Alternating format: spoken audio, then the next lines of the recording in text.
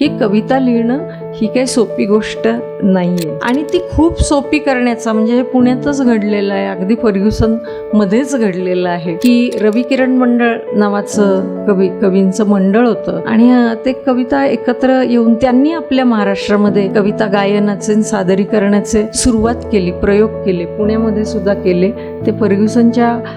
तो जो canal road आहे तिथं एकत्र जमायचे, फर्ग्युसनच्या टेकडीवर एकत्र जमायचे आणि एकमेकांना कविता ऐकवायचे आणि त्यातले प्रमुख होते ते माधव जुलियन होते आणि मग बाकीचे कवी होते आणि त्यात काही काळ आत्रे पण जात होते. तर हे कविता ऐकवणं आणि मग त्यांना क्षणाक्षणाला कविता व्हायला लागली आणि त्यामुळे ती क्षणाक्षणाला कविता होणारी कशी कविता असेल म्हणजे गिरणीतून पीठ पडतं तशीच ती व्हायला लागली आणि त्यामुळे ती कविता ही खूप यांत्रिक आणि नुसती वळसे देणारी अशी होती. उगाळताना आपण जसं करतो की नाही तशी ती होती. आत्रे काही काळ तिथं गेले. आत्र्यांचा पिंड जो होता तो आक्रमक होता आणि